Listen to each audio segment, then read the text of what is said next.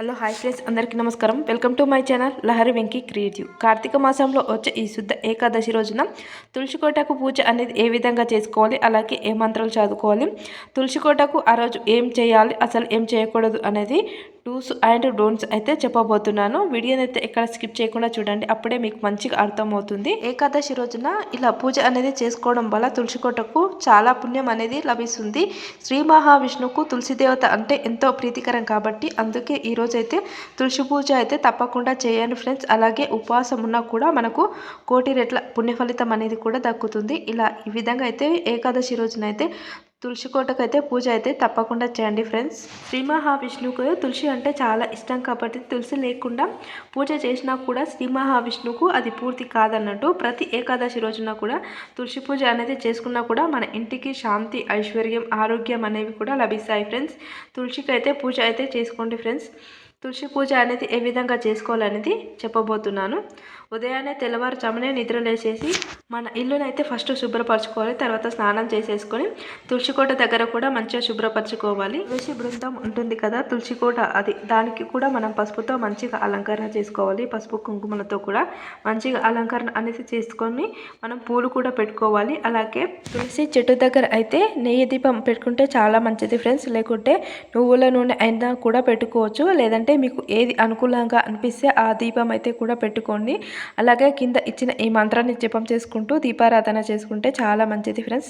అలాగే తులసి చెట్టుకు నీళ్ళు పోస్తున్నప్పుడు కూడా, అలాగే అక్షింతలు వేస్తున్నప్పుడు కూడా మనం సమర్పించినాం అని అనుకోవాలి.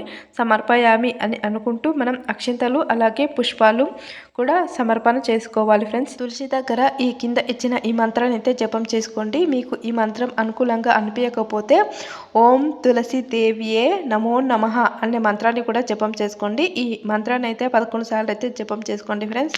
ఇలా తులసి మంత్రం కూడా చెప్పుకున్న తర్వాత నైవేద్యం అనేది పెట్టుకోండి. పాలు, పండ్లు, స్వీట్స్ ఏదైనా, లేదంటే బెల్లం ముక్క అయినా పెట్టుకోవచ్చు. మనం చేసుకున్న పదార్థాలు ఏవైనా కూడా నైవేద్యం అనేవి కూడా పెట్టుకోవచ్చు. సిరపూరి కానీ మనం చేసుకున్నాం ఏ ప్రసాదాలైనా కూడా మనం పెట్టుకోవచ్చు. అలాగే తులసి చెట్టు దగ్గర అయితే 3 ప్రదక్షిణాలు అయితే చేసుకోవాలి.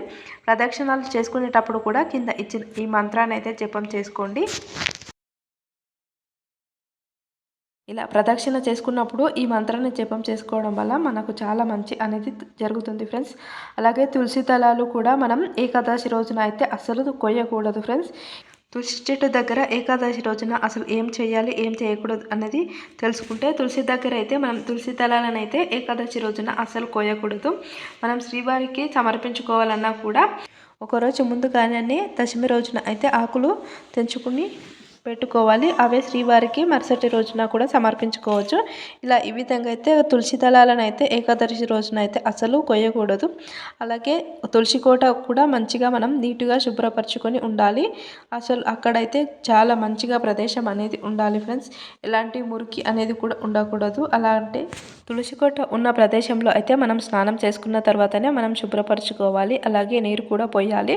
మనం స్నానం చేసుకున్న తర్వాతనే ఆ ప్రదేశాన్ని శుభ్రపరచుకోవాలి. తులసి దళాలను అసలు నైట్ టైంలో అయితే కొయ్యకూడదు ఫ్రెండ్స్. ఎందుకంటే తులసి దళాలు నైట్ టైంలో కోస్తే మాత్రం అమ్మవారు అయితే విశ్రమణ తీసుకుంటారు కాబట్టి అందుకని నైట్ టైంలో అయితే అసలు కోయకూడదు. మనం దశమి రోజు కోసినా కూడా మనం మార్నింగ్ టైంలో లేకుంటే ఆఫ్టర్నూన్ టైంలో అయితే కోసుకోవాలి. నైట్ టైంలో అయితే అసలు కోయకూడదు ఫ్రెండ్స్. ఇలా ఈ విధంగా అయితే చేయకూడని పనులు అంటే ఉన్నాయి ఫ్రెండ్స్. ఇలా ఈ విధంగా అయితే మనం అసలు చేయకూడదు. పరిశుభ్రంగా మంచిగా ఉండేటట్లు చూసుకోవాలి తులసి ఉన్న ప్రదేశం మొత్తం కూడా. అలాగే తులసి దళం ఎప్పుడు సమర్పించుకోవాలి అన్న విషయంకి వస్తే మాత్రం ఒకరోజు ముందుగానే కోసేసుకొని శ్రీవారికి అయితే సమర్పించుకోవచ్చు. అలాగే తులసిదేవి ఒక ప్రార్థన మంత్రం అనేది ఉంటుంది. కింద ఇస్తున్న ఈ మంత్రాన్ని కూడా జపం చేసుకోండి ఫ్రెండ్స్. మీకు వీలైతే ఈ మంత్రాన్ని కూడా జపం చేసుకొని పూజ చేసుకుంటే చాలా మంచి అనేది జరుగుతుంది. అలాగే కింద ఇస్తున్న ఈ మంత్రాలు అన్నీ కూడా మీకు జపం చేసుకోవడం వల్ల మీకు చాలా మంచి అనేది జరుగుతుంది. ఇలా పూజ అనేది మొత్తం కంప్లీట్ చేసుకున్న తర్వాత ఇలా ఈ విధంగా తులసి దగ్గర అయితే మంచిగా అలంకరణ చేసేసుకుని ధూపం అలాగే దీపం అనేది కూడా వేసేసుకోవాలి. ఇలా మంచిగా అలంకరణ చేసేసుకొని పండ్లు అనేది కూడా ప్రసాదంగా పెట్టుకోవచ్చు. మనం చేసుకున్న నైవేద్యాలు అనేవి కూడా ప్రసాదంగా పెట్టుకోవచ్చు ఫ్రెండ్స్. అలాగే చివరగా ఇలా ముగింపు మంత్రం అనేది కూడా ఉంటుంది. విష్ణు ప్రియ సఖి దేవి తులసి నమోస్తుతే పుణ్య పాపహరిణి నమస్తే తులసి శుభే ఇలా ఈ మంత్రాన్ని కూడా జపం చేసుకోండి. ఇలా ముగింపు మంత్రం అనేది కూడా జపం చేసుకుంటే మనకు చాలా మంచి అనేది జరుగుతుంది. సిరి సంపదలు, ఆయుర ఆరోగ్యాలు అనేవి కూడా మనకు లభిస్తాయి. ఇలా ఏకాదశి రోజున తులసి పూజ చేసుకోవడం వల్ల మనకు ఉపవాసం ఉన్నవారికి కూడా రెట్టింపు ఫలితం అనేది కూడా దక్కుతుంది. అలాగే కుటుంబానికి కూడా ఆరోగ్యం, ఐశ్వర్యం, శాంతి అనేవి కూడా కలుగుతాయి.